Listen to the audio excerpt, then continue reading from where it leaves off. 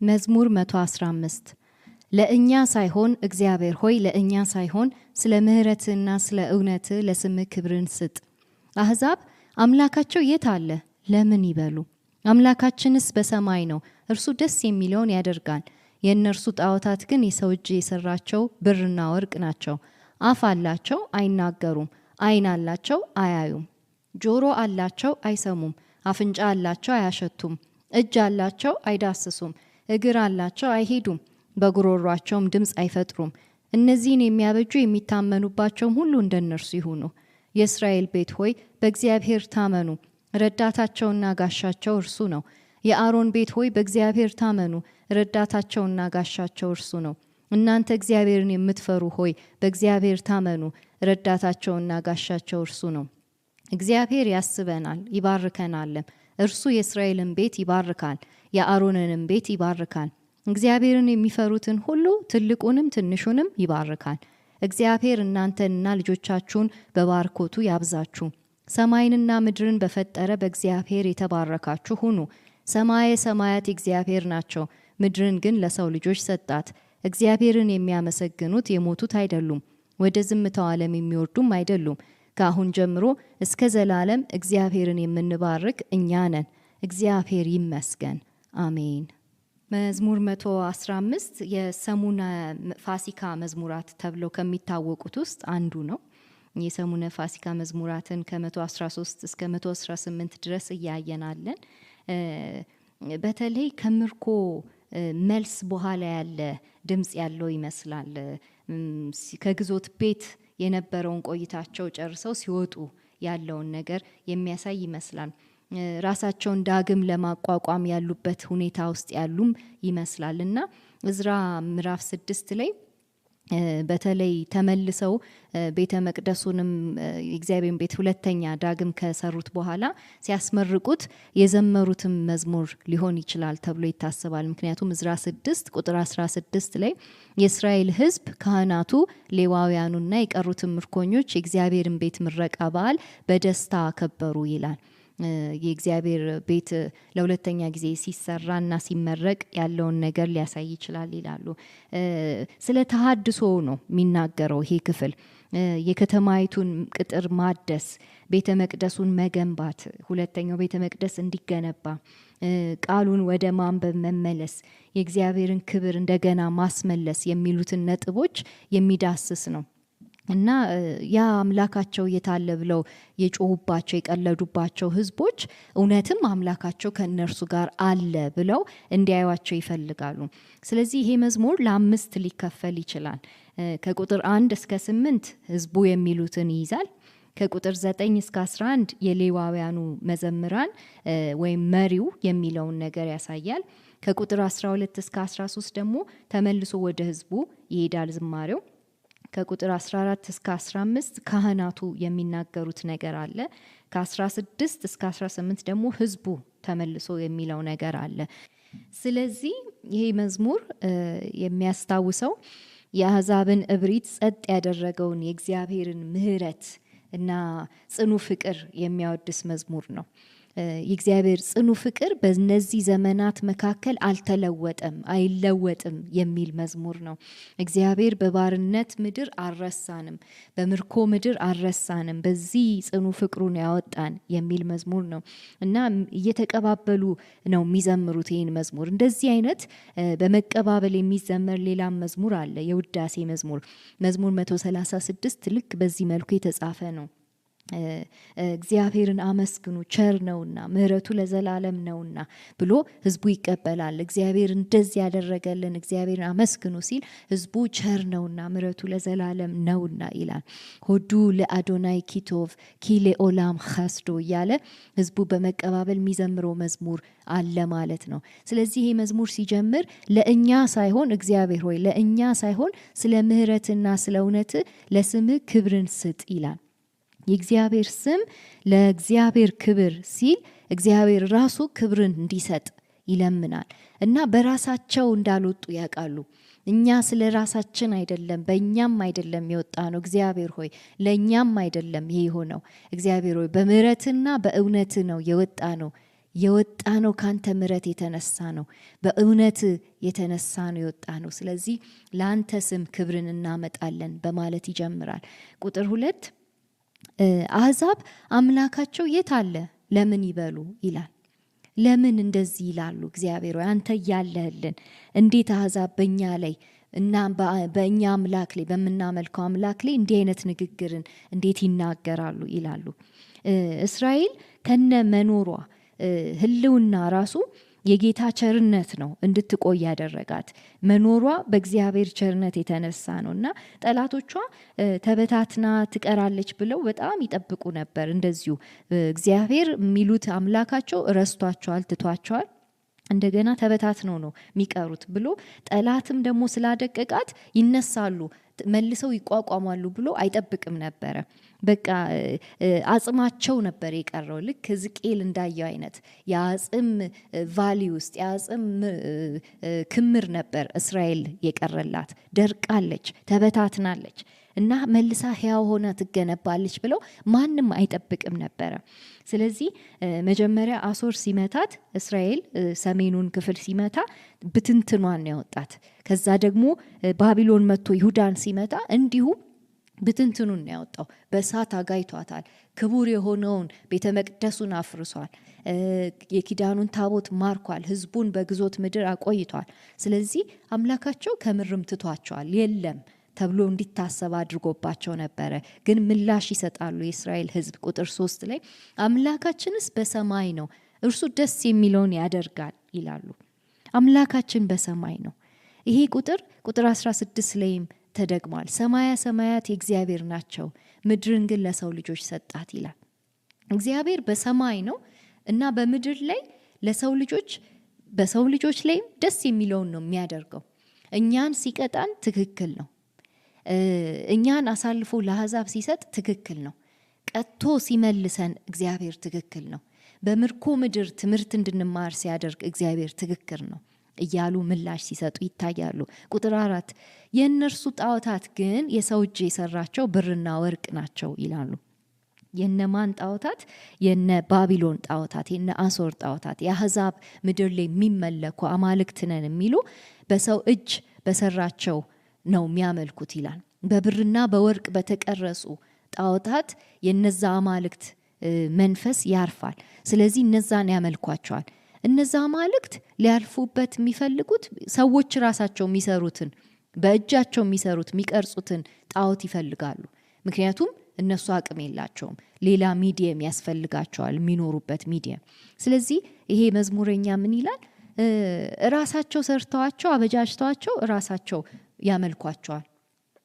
ሰዎች ሰርተውት አምላክን ሰዎች ሰርተውት፣ የኛ አምላክ ግን በሰማይ ነው፣ ያበጃጀን ራሱ ነው፣ የምናመልከው ፈጣሪያችንን ነው፣ እኛ የፈጠርነውን ሳይሆን ብሎ ምላሽ ሲሰጥ እናያለን።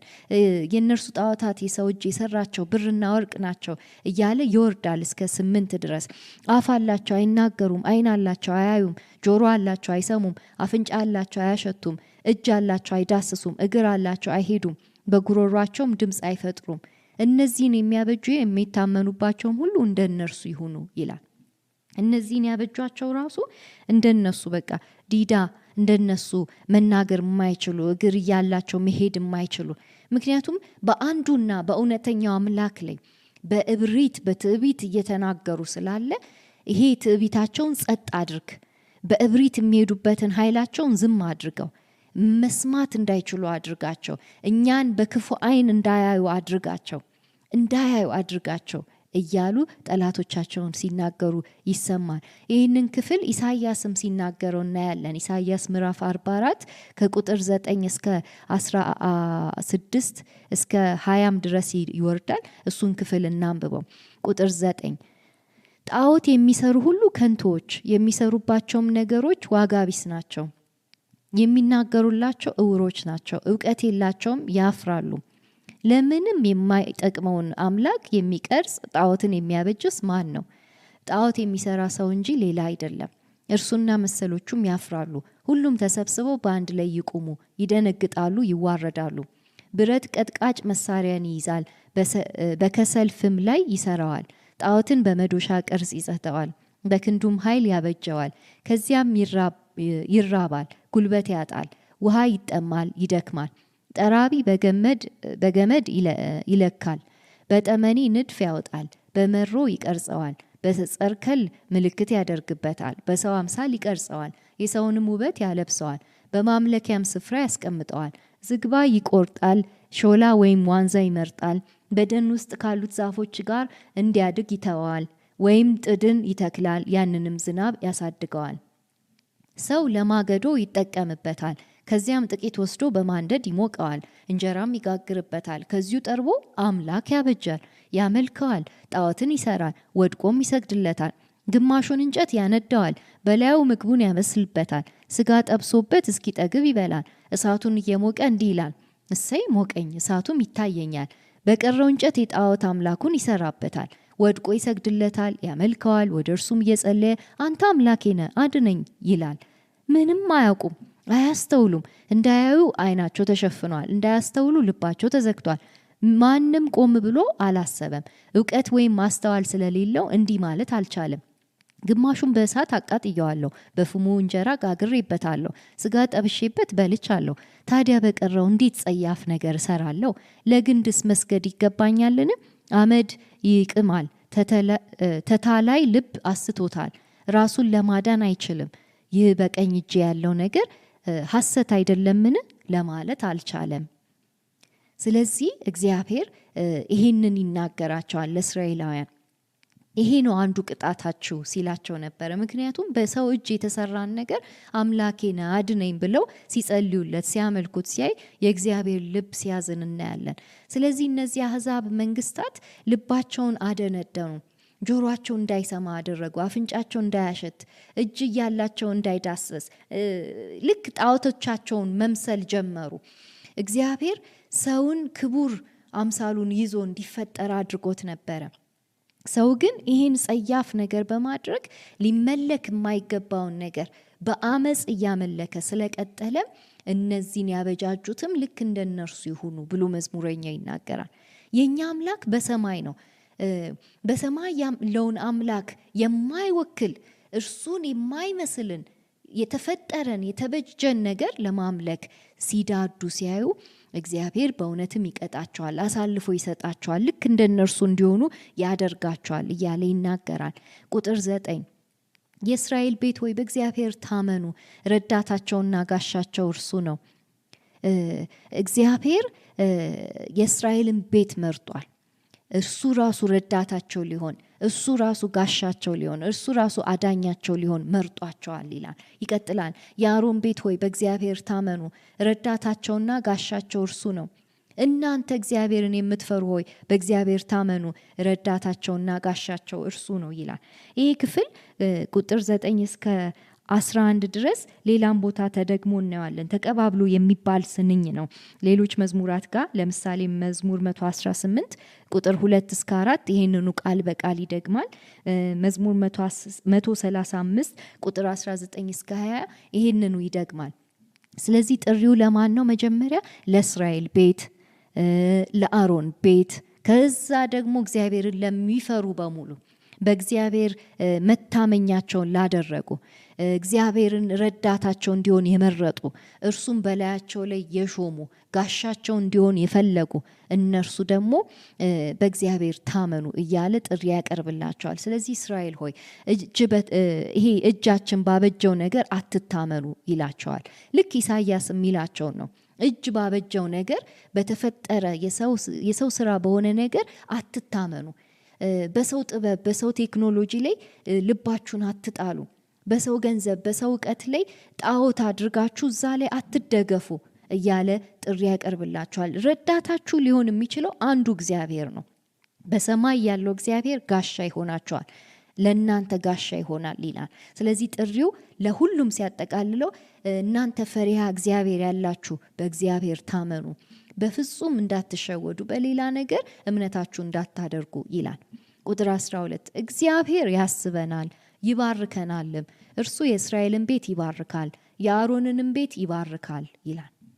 እግዚአብሔር ነው መልሶ የሚያቋቁመን። እግዚአብሔር ነው መልሶ የሚመልሰንና የሚባርከን። እግዚአብሔር ነው የሚባርከን። የአሮን ቤት ስሙ እግዚአብሔር ነው የሚባርካችሁ፣ በረከታችሁ እግዚአብሔር ነው እያለ ይናገራል። ስለዚህ አሁንም ያቀርባል እግዚአብሔርን የሚፈሩትን ሁሉ ትልቁንም ትንሹንም ይባርካል። ፈሪሃ እግዚአብሔር ያላቸውን በሙሉ የሚባርከው አንዱ እግዚአብሔር ነው ይላል። አንዱ እግዚአብሔር ይባርካል ይላል።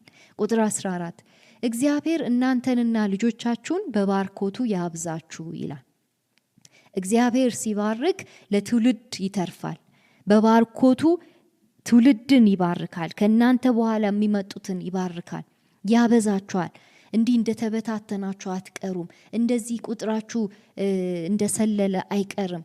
በባርኮቱ ደግሞ የሚያበዛበት ቀን አለ። እናንተን መልሶ የሚያቋቁምበት ቀን አለ፣ መልሶ የሚገነባበት ቀን አለ እያለ ወደ መደምደሚያው ይደርሳል።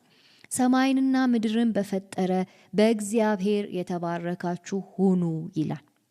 ይህ ዘኍልቍ 6 ላይ ያለውን የካህናቱን ቡራኬ ያስታውሰናል። ሰማይና ምድርን በፈጠረ በእግዚአብሔር የተባረካችሁ ሁኑ ሲል ያንን ያስተጋባል። እግዚአብሔር ፊቱን በእናንተ ላይ ያብራ፣ እግዚአብሔር መውጣታችሁን መግባታችሁን ይባርክ የሚለው በዚህ መንገድ ነው። የእግዚአብሔር ስም ሕዝበ እስራኤሉ ላይ የሚቀመጠው የሚያርፈው በዚህ መንገድ ነው። ፈሪሃ እግዚአብሔር ያላቸው ሰዎች የእግዚአብሔርን ስም ሀልዎቱን የሚሸከሙት። ስለዚህ ይሄ ሁሉን የፈጠረ አምላክ እናንተን ይባርክ ይላል። እናንተ የፈጠራችሁት ሳይሆን እርሱ እናንተን የፈጠረ ምድርንና በእሷ ውስጥ ያሉትን ሁሉ ሰማይንና ጠፈርን በላዩ ላይ ያለውን በሙሉ የፈጠረው አምላክ እናንተን ይባርካችሁ ይላል። ቁጥር 16 ሰማየ ሰማያት የእግዚአብሔር ናቸው፣ ምድርን ግን ለሰው ልጆች ሰጣት ይላል። ምድር የሰው ልጆች እንዲኖሩበት የተሰጠ ይሄ ቁሳዊው አካል ያለበት ስፍራ ነው። ሰማየ ሰማያት ደግሞ የማይታየው ዓለም ደግሞ የእግዚአብሔር ነው ይላል። እላይ ነው፣ እሱ እላይ በማይታየው ክብር ውስጥ አለ ይላል። ቁጥር 17 እግዚአብሔርን የሚያመሰግኑት የሞቱት አይደሉም፣ ወደ ዝምታው ዓለም የሚወርዱም አይደሉም ይላል። ይሄ ምዕራፍ 6 ቁጥር 5 ላይ መዝሙር 6 ላይ ዳዊት ራሱ የሚዘምረውን ያስታውሰናል። እግዚአብሔር ሆይ ከሞትኩ እኮ ማን ያመሰግናል ይለዋል ዳዊት። ሌላም ቦታ ላይ ምዕራፍ 30 መዝሙር 30 ቁጥር 1 ላይ እግዚአብሔር ሆይ ሰው ሲሞት እና ወደ አፈር ሲወርድ ወደ መቃብር ሲወርድ አንተን ሊያመሰግን አይችልም። ስለዚህ ፈውሰኝ ከዚህ ካለብኝ የስጋዊ በሽታ እና ከዚህ ቅጣቴ እባክህ ፈውሰኝና ላመስግን፣ በሕያዋን ዓለም ላመስግን ይለዋል። ስለዚህ አሁንም ይሄኛው መዝሙረኛ ይሄንን እዚህ ጋር ሲጽፈው ወይም ሲዘምረው ምንን እያስታወሰን ነው? እግዚአብሔር በታትኖን ሞተን ብንቀር ኖሮ ልናመሰግነው አንችልም ነበረ። እግዚአብሔር ግን ምስጋናን ከኛ ስለወደደ እንድንወርድ ወደ ሞቱት ዓለም እንድንወርድ ወይ ወደ ዝምታው ዓለም እንድንወርድ አልፈቀደም። እኛን ምንድን ያደረገን? ሕያዋን ያደረገን፣ መልሶ አቋቋመን፣ መልሶ ሕያው አደረገን፣ ሕይወት ዘራብን፣ ሕያውነቱን በስትንፋሱ እፍ ብሎ ሰጠን። ስለዚህ እኛ ምንድን ነው የምናደርገው? እግዚአብሔርን እንባርካለን። እኛ እግዚአብሔርን የምንባርክ ነን እያለ ይደመድማል። ከአሁን ጀምሮ እስከ ዘላለም እግዚአብሔርን የምንባርክ እኛ ነን። እኛ ነን የምንባርከው ሕያው ስላደረገን። ሕያውነታችን አንዱ የሚታየው በመባረካችን ነው፣ እግዚአብሔርን በማምለካችን ነው። ሕያው ሆነናል ይላል። ሲደመድም የመጨረሻው መስመር እግዚአብሔር ይመስገን ይላል። ሆዱ ለአዶናይ ይላል። ክብር እና ምስጋና ለእግዚአብሔር ይሁን፣ ክብር እና ምስጋና ለአምላካችን ለእግዚአብሔር ይሁን እያለ ይደመድማል። መልሶ ያቆመን፣ መልሶ በቤቱ ያቆመን እግዚአብሔር ይባረክ ብሎ ይህን መዝሙር ይጨርሳል።